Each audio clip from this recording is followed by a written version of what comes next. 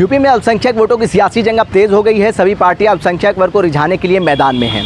नमस्कार, आप देख रहे हैं भारत एक सोच और मैं हूं आपके साथ आकिब मिराज खान। उत्तर प्रदेश की राजनीति में अब साफ तौर पे दिख रहा है कि 2027 विधानसभा चुनाव से पहले तमाम पार्टियां अल्पसंख्यक वर्ग या ये कहें मुस्लिम समाज को अपने पाले में करने की कोशिशों में जुटी हुई है। चाहे सत्ता पक्ष हो या विपक्ष, हर किसी की नजर इस बड़े वोट बैंक पर टिकी हुई है। अभी हाल ही में आपने देखा कि आज़ाद समाज पार्टी ने प्रबुद्ध जन सम्मेलन के बाद मुस्लिम संवाद कार्यक्रम किया, जिसमें आज़ाद समाज पार्टी के प्रमुख चंद्रशेखर आज़ाद ने संवाद कार्यक्रम के जरिए मुस्लिम समाज की नस टटोलने की कोशिश करी और उन्हें अपने पक्ष में लामबंद करने की कोशिश करी और उन्होंने मुस्लिम समाज से तमाम वादे भी किए। आज मैं इस मंच से माननीय प्रदेश अध्यक्ष जी ये घोषणा करता हूं, आजाद समाज पार्टी सरकार बनाएगी तो एक अकेला मुख्यमंत्री नहीं बनेगा, 3 मुख्यमंत्री हम लोग बनाने का। मुस्लिम समाज से, पिछड़े समाज से, पिछड़े समाज से, शेड्यूल कास्ट के लोगों से हमारी पार्टी इस बात गवाही देती है कि हमारे यहाँ कोई भी राष्ट्रीय अध्यक्ष हो सकता है। हमारी पार्टी का कॉन्स्टिट्यूशन इस बात गवाही देता है हमारे यहाँ कोई भी प्रदेश अध्यक्ष हो सकता है। हमारी पार्टी कॉन्स्टिट्यूशन इस बात गवाही देता है हमारे यहाँ कोई भी चीफ मिनिस्टर बन सकता है। हमारी पार्टी का संविधान इस बात गवाही देता है कि हमारी पार्टी से कोई भी प्राइम मिनिस्टर बन सकता है, कोई एक जाति धर्म का व्यक्ति नहीं बन सकता। इस बात की हमने अपने कॉन्स्टिट्यूशन में गवाही दी। मैं आपका यहां पहुंचने पे बहुत धन्यवाद करूंगी। समय बहुत हो गया है, समय बहुत हो गया है।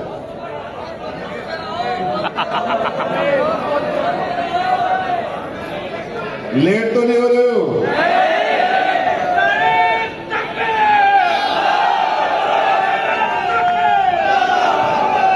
तो मैं ये कहता हूं कि कई लोगों को नींद नहीं आएगी आज।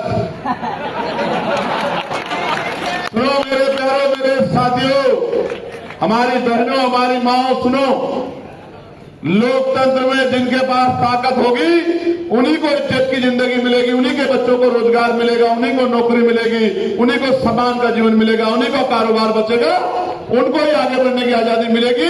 जिनके पास ताकत होगी और जिनके पास ताकत नहीं होगी वो कुचले जाएंगे। लोकतंत्र का यही निजाम है और ये यहाँ का नहीं पूरी दुनिया का है। आप देख लो, वो सोच की सरकारें नहीं है जो चुनाव के बाद सबको अपने प्रदेश के बासिंदे समझ के उनकी मदद करें। वहीं दूसरी ओर अगर हम सत्ताधारी दल की बात करें यानी बीजेपी की, तो बीजेपी भी अल्पसंख्यक वर्ग को जोड़ने के लिए तमाम अभियान चला रही है। जैसे अल्पसंख्यकों का पैगाम मोदी के साथ मुसलमान नाम से विशेष अभियान चलाया। इस कार्यक्रम में मुस्लिम समाज के बुद्धिजीवी और युवा वर्ग को जोड़ने की कोशिशें की गई ताकि पार्टी की छवि को बदला जा सके। बहुजन समाज पार्टी की रणनीति बदली हुई दिख रही है। मायावती ने भाईचारा कमेटी का गठन करा है, जिसके जरिए वो गाँव तक जाकर पिछड़ा, दलित और मुस्लिम वर्ग को जोड़ने की कोशिशें कर रही हैं। इन बैठकों के जरिए स्थानीय मुद्दे और सामाजिक सौहार्द की बात की जा रही है। वहीं हम समाजवादी पार्टी की बात करें तो समाजवादी पार्टी अपने परंपरागत वोट बैंक को एकजुट करने के लिए पीडीए यानी पिछड़ा, दलित और अल्पसंख्यक पंचायतों का आयोजन कर रही है। सपा कार्यकर्ता गाँव तक जाकर संवाद कर रहे हैं। उससे ये साफ हो रहा है कि 2027 विधानसभा चुनाव में पीडीए बनाम एनडीए जैसे